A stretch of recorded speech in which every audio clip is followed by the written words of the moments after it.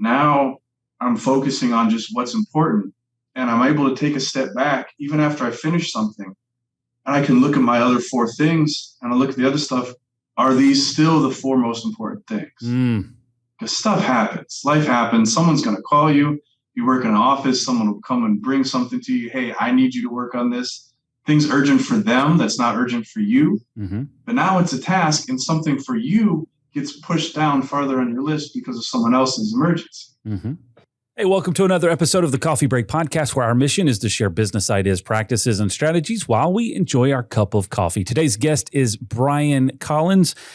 He's also known as Essince with Royal Heir Entertainment. He's going to talk through the process of starting a small business, being the sole proprietor, and then starting to bring on additional team members, learn to delegate, learning to manage his time, manage his task. Very eye-opening conversation. I think the industry that he's in is very different from a lot of the conversations that we've had in the past, but the fundamentals that he's talking about are very true no matter what industry that you're in or whatever position that you're in. Learning how to manage your time and task is a fundamental component of getting things done. Before we jump into the conversation, I do want to remind you and invite you to subscribe. We're well near 200 episodes right now of podcast because we release a brand new episode every Tuesday morning at 9 a.m. and we want you to be a part of it. We want you to make sure you get a listen to every single episode. You can do that in a couple of different ways. Make sure you subscribe to whatever platform that you're listening on right now, or you can go to our website, Loc-Doc.net/podcast, and you can find all of the platforms there to subscribe on. If you'd like to see the video version of this as well, you can do that by following us on YouTube and Facebook. All you have to do is search LOC-DOC, click the subscribe button, and you will get that brand new episode every Tuesday morning at 9 a.m. Thank you very much for joining us. Now grab a cup of coffee and get ready for this conversation. We got so much to say. We got a podcast to make. We're sipping on lattes, and it's time for a coffee break. It's time for a coffee break. Oh, yeah. Brian, also known as Essince, welcome to the podcast. Thank you for being here today. Yeah, thank you for having me. It's an honor. Now, tell us real quick, because we're going to get into rapid fire in just a second, but tell us where you're coming to us from today, because you're just kind of sitting on a screen on my desk at the current moment. Yeah. So as of right now, I am in Independence, Ohio, at the Ohio Media School. It was formerly the Ohio Center for Broadcasting. And as of recently, in this past year, I've become one of the the only sports media instructor. Okay. So class just let out. I got an empty room, and it felt like a great place to be. Well, that may be a course of conversation too. Is the sports media side of things, because that's pretty exciting and probably very applicable right now, especially in the digital realm. But before we get into all of that, we do have to do rapid fire. 5 randomly selected questions just to get under your skin with unknown point values. Are you ready? Ready as I'm going to be. Let's do it. All right. Question number 1. Do you have a nightmare travel story? Ooh. Travel as how? Like where I travel in my nightmare? Or no, just like when you were traveling or somewhere like and just terrible thing that happened while traveling. There you go. I've got some of those. Yeah. Man, fortunately, my nightmare travel stories have not been as awful as some of my friends have. Mm-hmm. The worst that I can think of is like getting flat tires on the way to airports and missing flights. But life always kind of has a way of working itself out. So there was a time my partner Brooks and I, we were heading out to a business meeting, and we also had the AC3 music conference and festival. It's one of the largest festivals. It's in Atlanta. It's a hip hop festival, like 5 days. Okay. And we were flying down there for the first time. And, he's been a friend of mine for years, known his family for years. We got into business together, early 20s. And he's like, man, I'm so excited. I won't even sleep tonight. Famous last words for people who are going to fall asleep and stay asleep. So I'm outside his house. I'm knocking on the door. I'm calling. I'm honking. He fell asleep after he sat down after getting ready. Mm-hmm. and it was winter. Well, it was close. It was cold in Ohio. It happens sometimes in October, and got a flat tire on the way to the airport. And of course, missed our flight because of it. And also because we were delayed because it took like 20 minutes to get him outside of the house to wake up. Yep. And fortunately, to my knowledge, that's the worst thing that's happened traveling. There you go. Yeah, I can't go ahead and say that that's the worst thing. I would say I'm very fortunate. I don't think I've ever had a horrible nightmare travel story. I think, like you pretty much said, life has its kind of way of working things out, and you just deal with it, and it's not the end of the world. But I do recall a couple of folks on our team were headed out of state one time, and similar story happened where they were supposed to meet at 5 o'clock in the morning or something like that to head to the airport, and the guy never showed up, and he was the Sam, who was worried to death about it, basically drove 45 minutes out of his way to go to the guy's house to wake him up. And so similar process. I think that they had at the end of the day, they were still at the airport an hour earlier than they needed to be, but it was just that stressor. Okay. Question number 2. What's the embarrassing story that your parents used to tell other people about you? I've got one. I love it. I always loved stories about me as a kid, but there is one time I wish I knew why I did it. My mom said she walks into the room. I was toddler age, maybe 3. And she's just looking at me funny, like, man, he looks chubby. Mm-hmm. Like, he's a little kid, but like, he looks chubby. She's like, I think he's got a second pair of underwear on.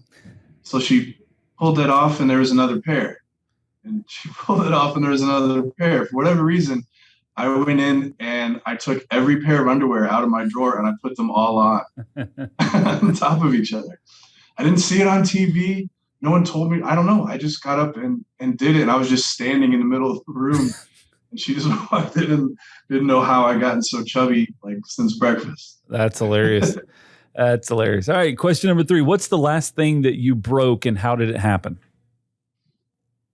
Ooh, last thing I broke was the door open to the gas tank on my car. Okay.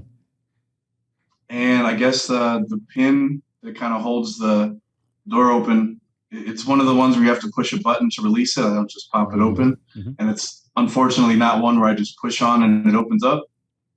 And it just wouldn't open one day. So I had to have someone help me and like hold this button while I hold this door up and pull it out. I wish I knew how I broke it. Yeah. And I keep forgetting about it until I close it, and then I need help to get gas. There you go. All right. Question number 4. What's the most interesting class that you've ever taken? Oh, man. Most interesting class I've ever taken. There are 2 that really stand out. Both of them in college. I went to Webster University in St. Louis. My degree was in audio engineering, and I minored in studio art. Okay. Initially, I wanted to go and be an animator, a hand animator for Disney. Okay. And they closed that department like my sophomore year of high school. And I always wanted to go to find a studio and just kind of learn that side. So I went there for engineering. One of the classes was the evolution of audio. And that really stood out to me. There's a professor, Paul Stamler, and he just did a great job. It was just kind of history stuff about, different companies who invented the phonograph, and not just facts and figures like that, but also really interested in like company takeovers, who bought out who stole whose ideas. And I learned a great life lesson from that class, and it was convenience always trumps quality. Yeah. So when we think about products and things, like, this is convenient. I can just plug this in. It's not the best quality. Headphones would be better. Big speakers would be even better. Sure. But it fits in my pocket and I can take it with me. The second class was taught by the animation teacher, but it was our freshman orientation class. And it was called Creeping Dread, and it was about ghost stories and scary movies. Oh, wow. And we actually got to go to a real haunted house in St. Louis and had some interesting things happen there. So that's got to be on the list. Yeah.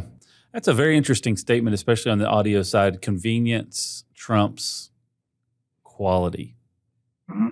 There's a lot. That's probably that. There's a lot to unpack there. Okay. Final question. Question number 5. How well do you trust your gut instinct? 100%. As of right now, it's batting 1,000. It's never been wrong.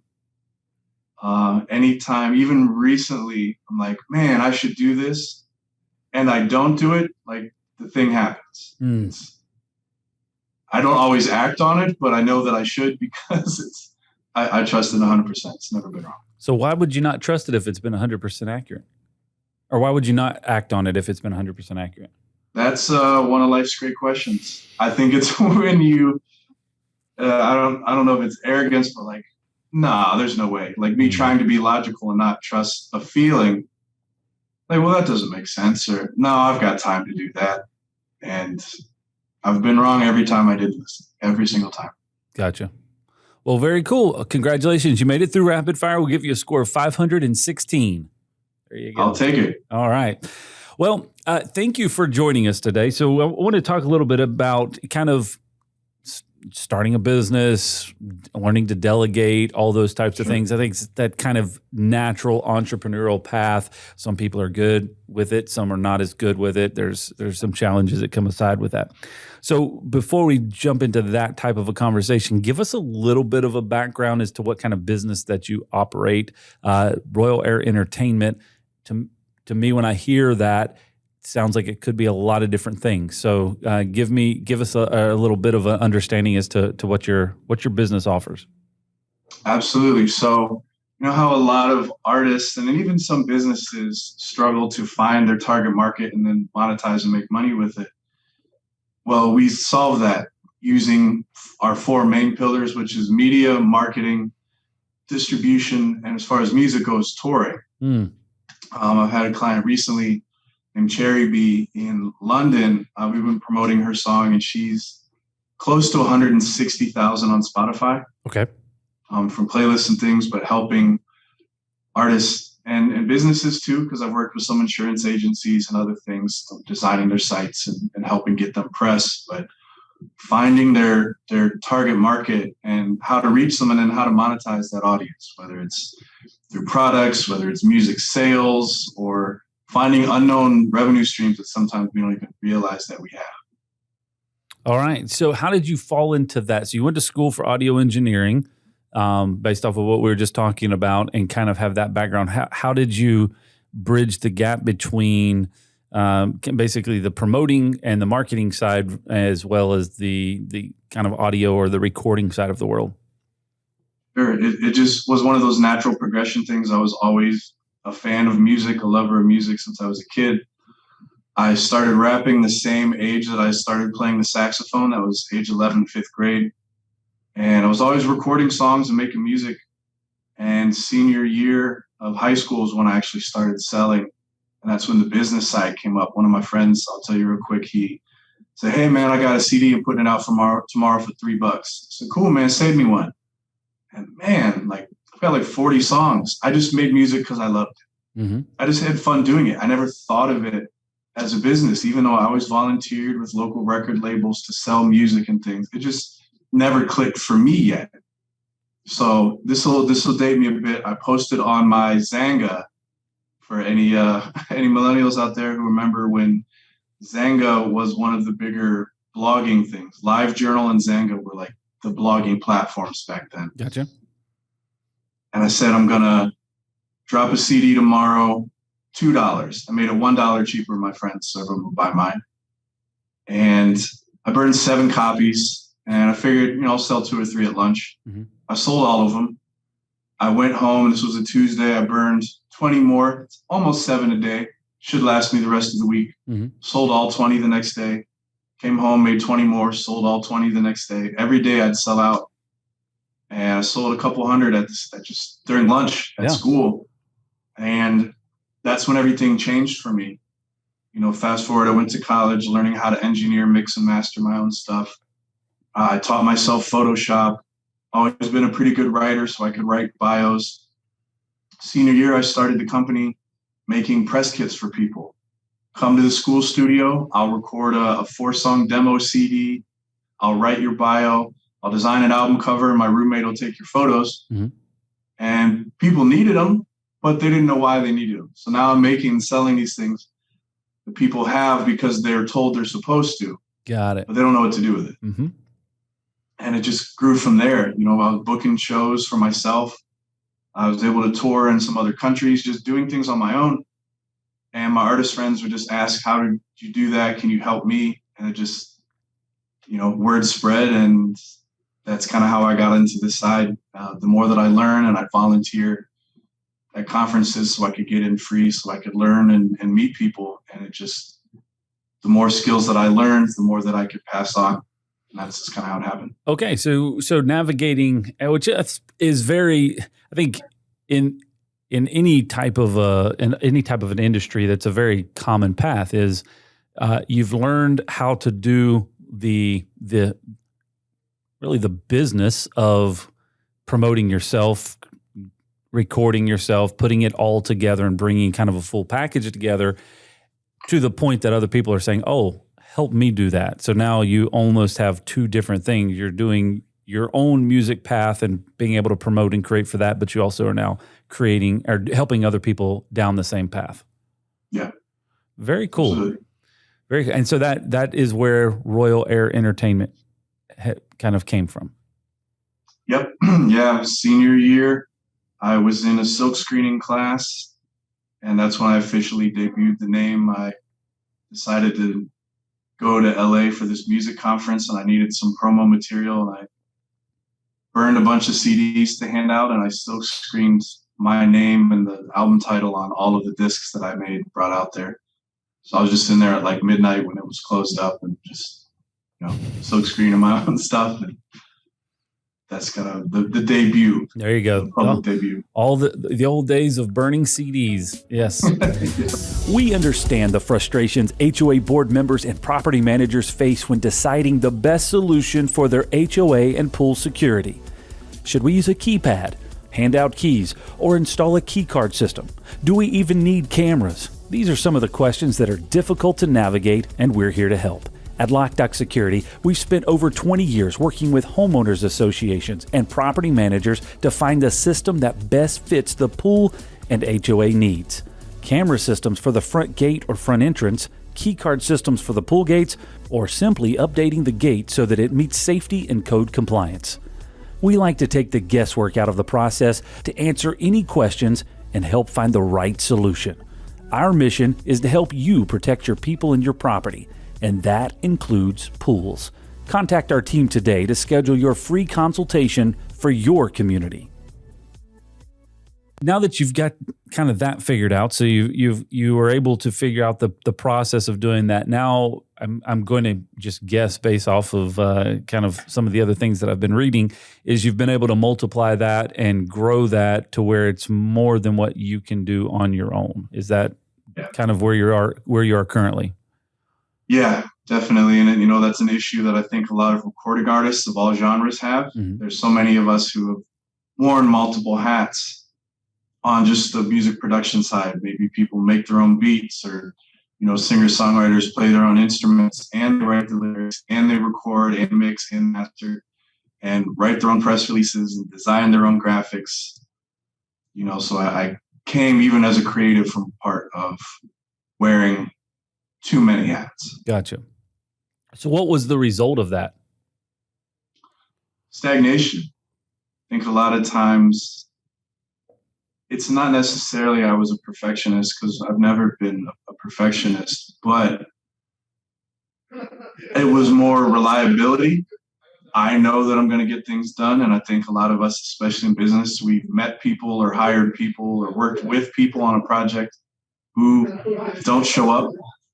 Sometimes literally don't show up. Mm-hmm. They don't pull their weight. Oh yeah, man, I'll get that to you on Friday. And then 2 weeks go by and haven't even gotten an email from them.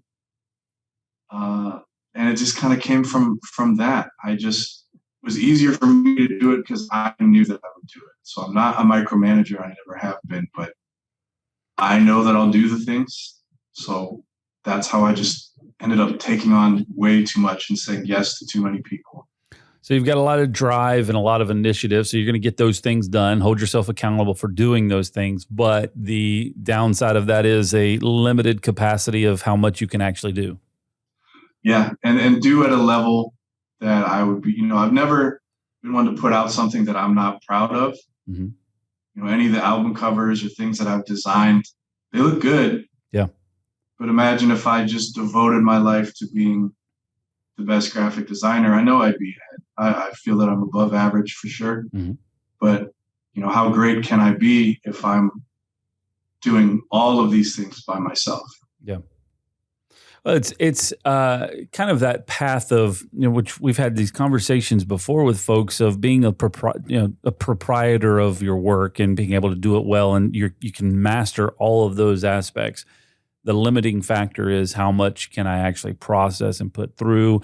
And then the really major deciding factor, and I think that there's, it's the EMyth, it's all of these other books that are out there. It's, okay, at what point how can I delegate off or bridge off some of the things that I'm doing and allow other people to take that so that I can work in my strengths and that we can multiply at a faster pace instead of me just trying to hold on to everything and knowing that I'm doing a good job. And so more and more people are asking me to do this. So now I'm having to either turn people away or start to do a poor job with the masses. Yeah, absolutely. Absolutely. It was so great when, my friend Brooks that I mentioned earlier came with me and was helping me out. Just having another person there at some of these events and conferences, and when we do shows here, just having another person that you can rely on, even at that early stage of learning, it wasn't even conscious delegating. It's not like, man, who can I hire to help me with this? It was just, oh, hey, man, can you do this? Oh, yeah, I can do that. Sure. It changed a lot. It really grew. It's that old adage that if you want to go fast, go alone, but if you want to go far, go together, right? Yes, and it's exactly very, very, very true. So you've got a somebody that's helping you out, Brooks. He's they're making things happen, right? So it's obviously splitting some of the responsibilities off. At what point did you say, "Hey, this is actually working really well"? Because you just said it wasn't necessarily intentional at the beginning. It was just somebody's here you go, help me out with this, and we starting to split the load a little bit. At what point did you say, "Hey, this is actually a path for growing this into something that's going to be bigger than just me"? Yeah, we go to A3C, South by Southwest, and it was when we're at some of these events, things that I was used to just going to by myself, and just having someone else there to help and learning like on the fly kind of what other people's skill sets are. Mm-hmm. Because he's very personable, he's well liked. He knows a lot of people in the Akron area where he grew up. So he was someone who could always think of someone he could call to help with things. Oh man, I know a guy that runs a business like this. I remember meeting this guy. He does that. Have you ever gone to this place? Where I like being the center of attention, or I'm comfortable with it. I'm tall. I'm 6'6". I've been tall my whole life, 6'6.5", tall my whole life. I played basketball. I was in band at school. I had to stand up for solos and things. So I'm used to being looked at, stared at, and I'm Honduran. Like, where are you going to find a 6'6" Honduran outside of like their national basketball team? Like, you're not going to. We're rare. You gotcha. So I'm used to being stared at. So I'm comfortable being in front of people. But he's also great at just going up to random people and passing out flyers and things. Whereas at a conference, I'm more the guy, I'll leave with maybe 2 or 3 really good connections. Like I'll connect with someone and we'll have a longer, even a few minute conversation, and I build that connection. But I'm not the guy, I'm not good at it, going around and just, hey man, check this out, and just walk around and leave. I'm not good at that, but he is. Yeah. So it was in seeing, when we're at these events, seeing his abilities and really seeing him shine, like, oh man, how much farther, how much better can we do if we had people like this, like digital street team stuff, yeah, but in person, that's just not me. Mm-hmm. And yeah, I could learn the skill. I could force myself to learn it, but I'd rather someone else who's just naturally good at it, just bringing them on board and working that out. And that's when it clicked. And like I said, that was when I work with people seeing their skill set. So, man, I could teach him and try and tell him all day about percentage splits and changes in copyright law and, publishing and all this stuff that he doesn't care about and might be harder for him to understand just because he didn't have that growth in the business over years to learn how the business side of music works. Mm-hmm. So why not just charge what he's good at? Yeah. Why not just, one of my other guys says, weaponize. The man weaponized. If he's good at that, just let him go. Let him do the stuff he's good at. And that was the moment that, like, man, I need to do this. Yeah. So you found that, and then what's the kind of the next spot that you were going, okay, here's another area that we need to really, divide and conquer, or this is an area that maybe we're weak at that we need to bring some more folks in. I read a book by a man named Dan Locke, and it's called FU Money. Okay. And it was a little more philosophical than like investment tips or anything like that. And it was just talking about his experiences being an immigrant to, I think, Canada, and blowing a bunch of money and struggling learning the language, borrowing money from his mom and losing it all trying to start a business. And, he's successful now. And he had something where he wanted readers to learn what an hour of their time is worth to them. Okay. And he had some like figures in it of, okay, let's decide on an annual amount that you want to earn. Mm-hmm. Doesn't matter, whatever it is, whatever's right for you, 100,000, 1,000,000, 50,000, whatever number. Sure. And kind of working backwards. So we have this number, but then he said, look at your day and how much time you're spending on things. Mm-hmm. So I just list out everything that I do. Graphic design, how much time per day and per week. What do I do in my business? Opening emails, that took a lot more time. Like when I actually thought about it and wrote a number, like, holy crap, like that's how much time I'm spending just on email, like opening and looking at these things. And there is a formula to kind of calculate what an hour of your time is worth based on what you want. And then, you take that hourly thing and I look at the list of tasks that I'm doing. Am I really making money by opening emails and being on my email? Yep. The number that my time designing, what am I bringing in versus what is that worth? All of these things. And I started looking at stuff like, oh man, that was huge. I didn't realize how much time I was spending on things that weren't really important, at least not important in the way that I thought they were. And it helped me manage my time a little better. It's been a process. Sure. It's been a years-long thing to learn how to not waste my time and to how to be productive. I feel like I'm starting to get it. I've got some plans and processes now that are working, and I'm feeling pretty good and productive most every day. Mm-hmm. But that was a key moment in realizing what I was blowing time on. And maybe it's something that's important for the business, but am I being taken away from growing? Yeah. That's what I love doing. I want to meet people. I want to make deals. I want to make partnerships. I want to see what we can do together. I don't want to sit there and go through 100 emails every day from multiple accounts. It sucks. Can you copy this key? That's a question we get asked about 3,422 times a year.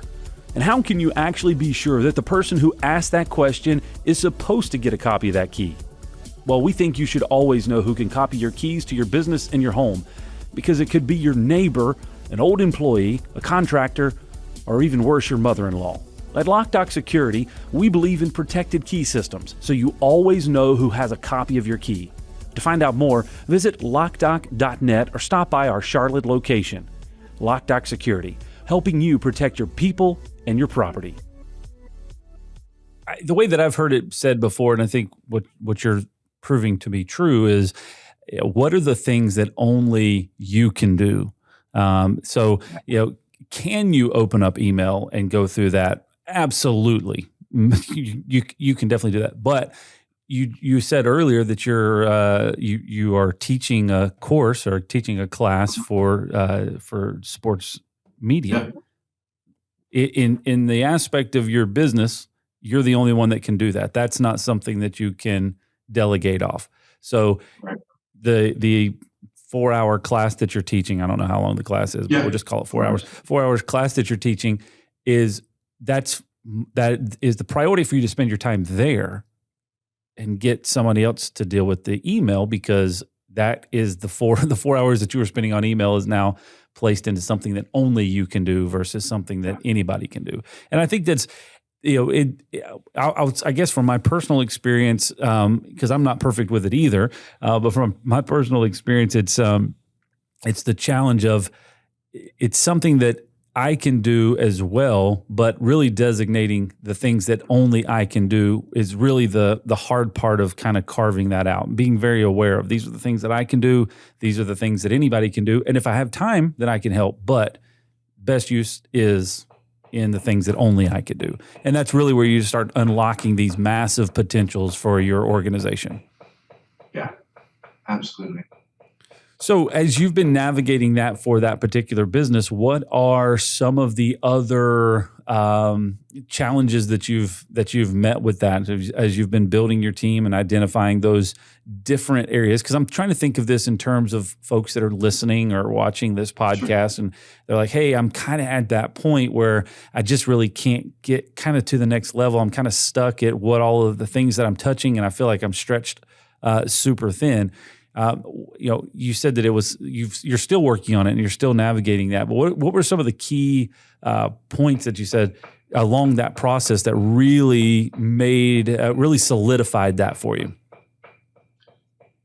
One, when I started doing what was it the Eisenhower matrix, where I look at the tasks that I need to complete and put them in one of the 4 categories of either urgent, unurgent, or important and unimportant. And, there are 4 combinations of that. And I realized that only the things that were urgent and important were getting done. Mm-hmm.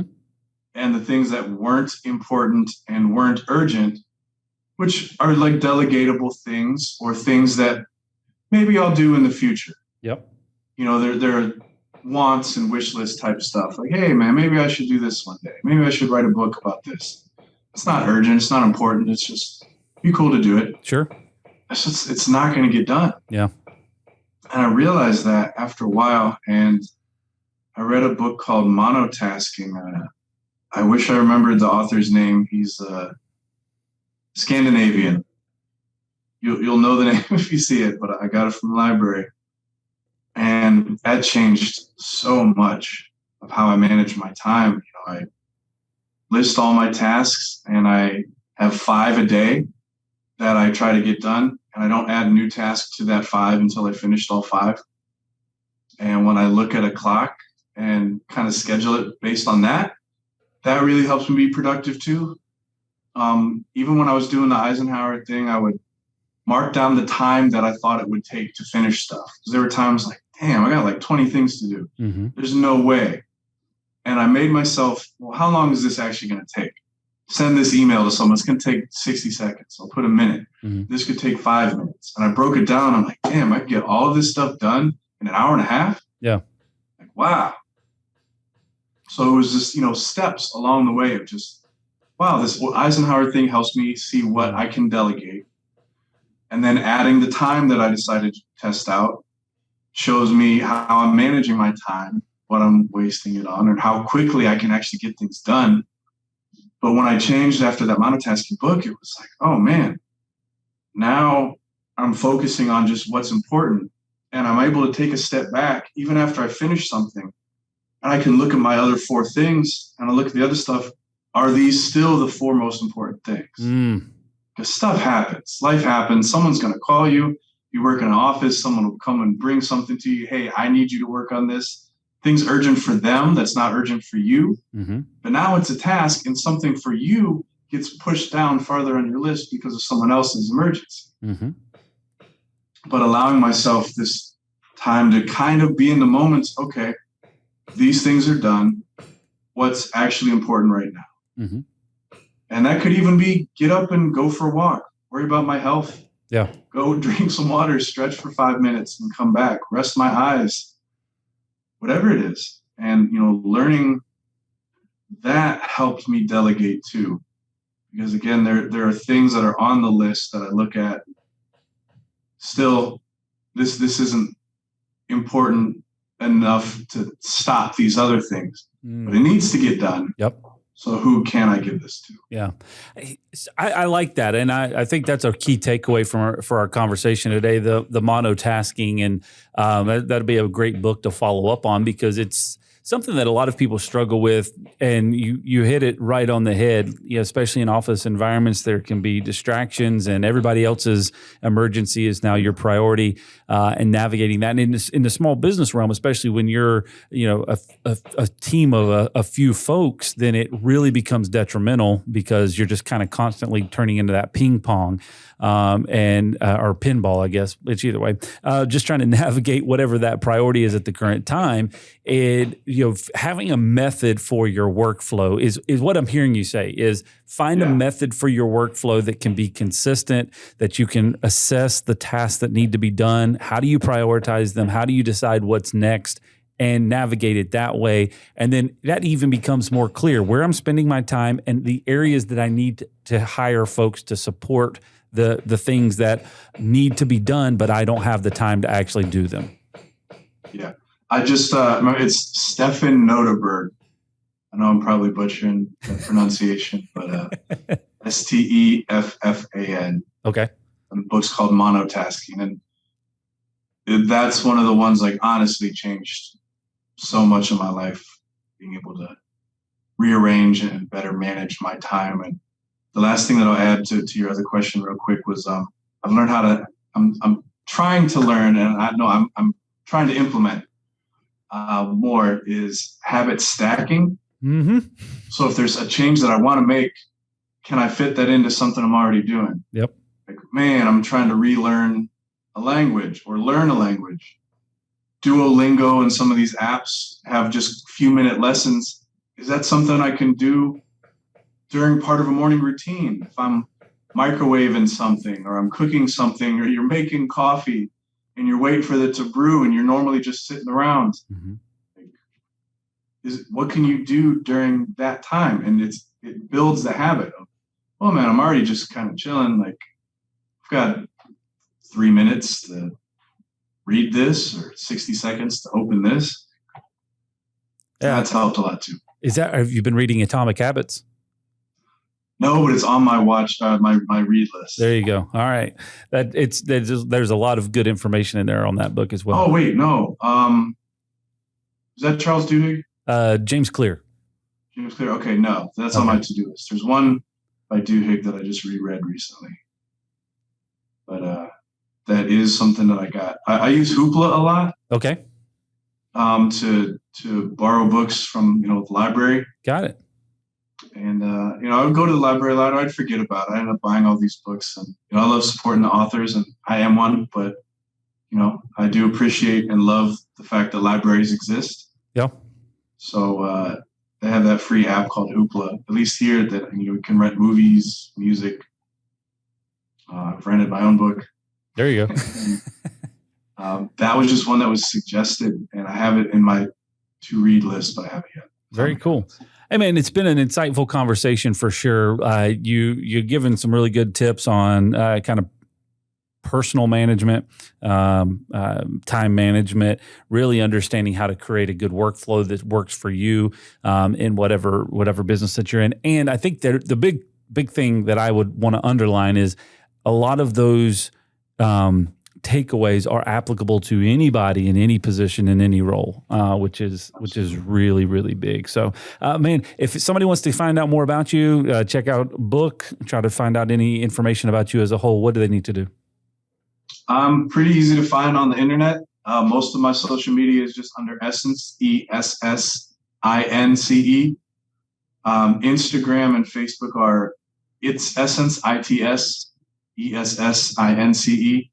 Also through Royal Heir Entertainment, my company, ROYALHEIRENT. That's the social media. That's the website. Pretty easy to find, and always like talking with people and sharing any resources and things I have. I'll give you one last thing I learned. I have virtual assistants now. I have two. I have some in person, and I hired two virtual assistants. Both of them are from Latin America, and there's a company, iWorker, that I work with that trains and helps. A lot of them are women, but in third world countries, learning digital skills, and some of them got a great graphic designer and video designer. I'm good at both of those things, but I just don't have time. And that was one of the things that I like to do, but I had to teach myself to learn how to let that go. It's especially different if there's a task that you enjoy doing, but you don't have time for it. Yeah. So that, and then even help with scheduling some of my social media. I've got ideas, I can make the content, but even just little things like that I can pass on to someone else. Having virtual assistants has really helped. I have people in person, and I've got virtual ones. That's been life-changing, career-changing too. Awesome. Well, hey, man, like I said, I appreciate the time. It's been very eye-opening, and definitely the best of luck as you continue to work on growth. Absolutely, man. Thank you very much. I appreciate your time. Well, Brian, Essince, thank you very much for joining us today. It was a really fun conversation and very eye-opening. I think getting back to some of those fundamentals of managing your tasks, managing your time, being intentional about what you're trying to accomplish. For those of you who are watching or listening for the first time, we invite you to subscribe. We've got a brand new episode every Tuesday morning at 9 a.m. Don't miss a single one. Thank you for joining us today. We'll see you next time right here on the Coffee Break Podcast.